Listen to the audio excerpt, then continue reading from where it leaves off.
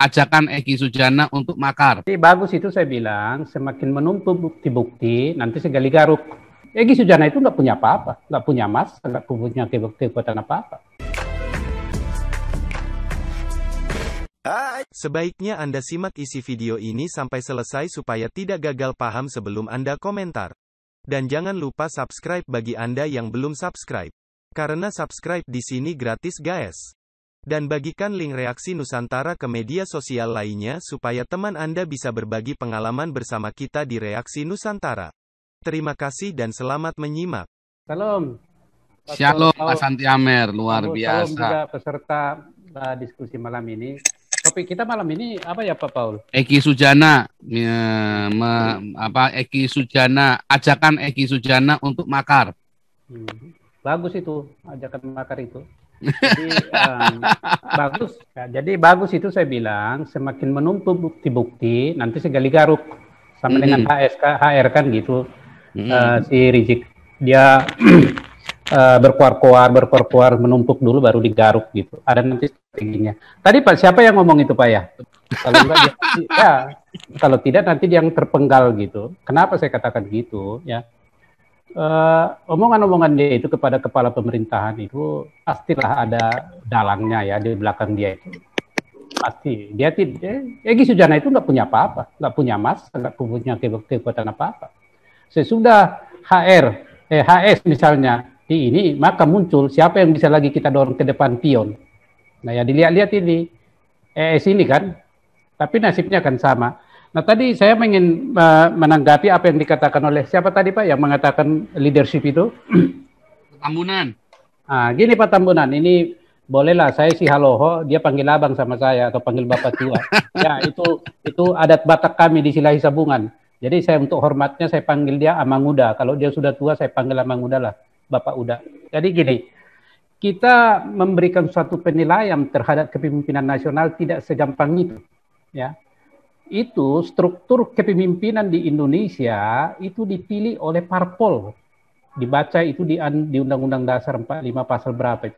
Hanya parpol atau gabungan parpol yang bisa mengajukan presiden dan wakil presiden. Parpol di Indonesia ya mengidap dua penyakit virus di samping nanti virus ketiga corona. Virus pertama itu adalah virus oligarki. Virus kedua kartel. Jadi siapa sebenarnya yang berkuasa yang realitanya di Indonesia ini bukan presiden, ketua-ketua partai politik itu. Termasuk Pak Jokowi. Kenapa Pak Jokowi tidak bisa berani begini begitu? Karena dia memang sudah dikontrol oleh partai, tidak berkutik. Jadi siapapun pemimpinnya Pak Tambunan, kalau sistem ketatanegaraan Indonesia ini masih begini, akan tetap begitu. Nah, bagaimana solusinya? Jangan harap ada leadership. Adapun leadership yang bagus tidak akan muncul ke permukaan, sebab dikontrol sepenuhnya oleh parpol. Kita sudah mengalami namanya reformasi, tapi reformasi yang kebablasan. Sebenarnya yang paling bisa mengendalikan itu adalah MPR. Nah, dalam waktu dekat ini, MPR akan melakukan amandemen, merencanakan amandemen Undang-Undang Dasar 1945. Nah, coba di situ bapak-bapak berpartisipasi, supaya untuk mencalonkan presiden dan wakil presiden itu jangan hanya karpet merah daripada parpol, berilah independen. Kalau independen, dia tidak ada beban politik. Pak Jokowi tidak bisa berkutik, kenapa? Ya, Pak Jokowi dipilih rakyat, gubernur dipilih rakyat, bupati wali kota dipilih rakyat. Kalau presidennya dari partai A, gubernurnya dari partai B, wali kotanya dari bupati wali kota dari partai C, kira-kira bisa nggak itu jalan? Nggak bisa. Dan itu sudah undang-undang pemilu, ya kan? Jadi tidak segampang itu Pak, ya tidak segampang itu. Maka di mana akar masalahnya ini? Di akar masalahnya adalah sistem ketatanegaraan Republik Indonesia. Yang kedua, kenapa Egy Sujana ini seperti yang Bapak katakan, kok misalnya Panglima, kok ini Presiden tidak berani bertindak? Bapak itu baca HAM melulu. HAM melulu. Siapa yang memaksakan HAM ini berlaku di Indonesia? Ya negara-negara barat sana. Siapa pendekar apa yang menamakan apa namanya itu gurunya HAM? Ya Amerika. Dunia ini berkepentingan ya. Dunia ini saya katakan negara-negara tertentu berkepentingan supaya Indonesia ini tetap chaos. Kalau Indonesia tidak chaos, maka ini akan berbahaya bagi kepentingan mereka. Jadi jangan heran Pak, justru di sini kita harus bersatu padu.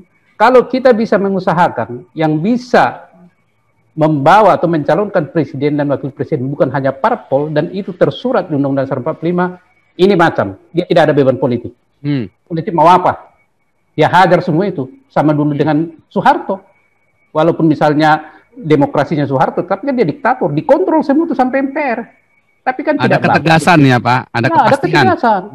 Nah, di MPR sendiri pun jangan dong masuk situ DPR. Ngapain DPR? MPR itu Majelis Permusyawaratan Rakyat.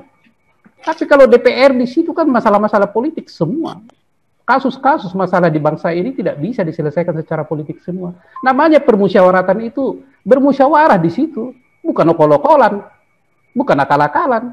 Bukan voting juga, Pak. Bukan voting-votingan. Ini yang salah. Voting mah kalah terus kita, Pak. Kalah gitu ya. Itu Valina Subekti itu, Valina Subekti itu yang dulu DPD di MPR itu yang sinting itu, menghapuskan utusan daerah itu. ABRI juga disingkirkan. Ada undang-undang TNI. Teler enggak itu? Ngapain undang-undang TNI dibikin di Indonesia ini? Hanya Indonesia yang punya undang-undang TNI. Ya. Jadi sehingga ketika ada permasalahan-permasalahan nasional, termasuk ini penanganan virus ini corona ini, kalau dia sistem kepala negara seperti ini Pak Luhut, walau saya tidak percaya harus dibikin keorganisasiannya itu sistem komando. Harus. Ini kan sudah darurat. Tidak bisa as usual, bisnis as usual menangani, tidak bisa. Apakah prokes lah atau apa itu pengetatan lockdown, kasih itu kepada TNI menangani sistem komando, beres itu semua itu. Tidak ada begini, masa oksigen pun jadi masalah, memalukan kan? Memalukan. Nah kalau itu tentara atau misalnya ABRI yang menangani itu, wah tegas itu, nggak bisa cerita. Tapi kan Pak Luhut ABRI Pak. Ya ABRI itu kan sudah mantan. Tapi kan dari sisi dari sisi leadershipnya di pemerintahan dia ABRI kan nggak ada dulu seperti Panglima atau apa gitu atau Kepala Staf Angkatan Darat. Nggak ada, beda Pak. Dan dia ABRI-nya dari jurusan apa? Teritorial atau apa dia itu kan beda itu. Seperti yang dikatakan oleh Jenderal Junius Tobing, apakah punya ilmu strategi? Ya enggak juga, tidak jaminan kan. Bukan mengatakan beliau jelek. Beliau juga tugasnya abrek-abrek. Cuma beliau itu kan kalau PR dia terima terus. Ya. Kalau RP nggak tahu lah. Ya PR itu pekerjaan rumah. Kalau RP nggak tahu lah. Dia yang tahu kan. Tapi kalau kita, ada tadi saya ngomong-ngomong waktu saya tadi ke kebun dengan seorang jenderal juga, sangat menyesalkan itu. Kok Pak Luhut mau ya menerima semua tugas itu? Pekerjaan apa itu? Semua tugas dia terima. Mungkin dia loyalitas atas nama loyalitas. Tapi ya jangan dong kan. Harus aja Pak, dibikin sibuk Pak. Nggak tahu kalau itu ya salah dia lah. Tapi ini masalah bangsa kan. Ini sudah nasional, darurat kesehatan ini. Itu yang dikatakan oleh Pak Junia, tidak punya strategi nasional. Tidak punya strategi untuk menangani hal-hal darurat. Ini darurat ini Pak. Nah, kembali lagi kepada leadership tadi Pak Tambunan. Jadi tidak segampang itu. Bapak pun walaupun kita berbuih-buih ngomong mengkritik pemerintah, itu tidak akan sampai ke sana. Selain daripada akar masalah itu, yaitu sistem ketatanegaraan dibenahi. Sekarang HAM kuat. Ada sedikit gini HAM. Korban itu misalnya polisi dulu pengawalnya HS, ya kan, kena HAM. Kalau misalnya si Egy Sujana tiba-tiba ditangkap begitu, HAM lagi. Justru ini yang diinginkan oleh Egy Sujana supaya tambah gaduh kan. Jadi sangat itu hati-hati Pak Jokowi menangani ini. Tidak bisa dia itu gegabah. Tidak bisa, bukan dia nggak punya leadership. Ya leadershipnya ya begitulah untuk menangani Indonesia yang super kompleks. Gitu Pak. Jadi mari kalau Bapak memang mau merubah negara Republik Indonesia ini, amandemen Undang-Undang Dasar 45 nanti ya, katakanlah di situ bahwa yang berhak mengajukan presiden dan wakil presiden bukan hanya parpol tapi ada juga independen. Berani nggak kita memperjuangkan itu supaya masuk itu? Terima kasih Anda telah meluangkan waktu untuk memberi masukan kepada kami, dan semoga komentar Anda bisa bermanfaat untuk edukasi generasi penerus bangsa ini, terutama bagi diri kita sendiri dan untuk mereka yang mau berpikir dengan akal sehat. Karena dengan akal sehatlah kita bisa bedakan mana yang terbaik untuk orang lain, saudara, keluarga dan terutama untuk diri kita sendiri. Semoga hari-hari Anda selalu dirahmati Tuhan Yang Maha Esa. Dan sampai ketemu lagi di konten Reaksi Nusantara channel berikutnya. Salam sejahtera bersama keluarga.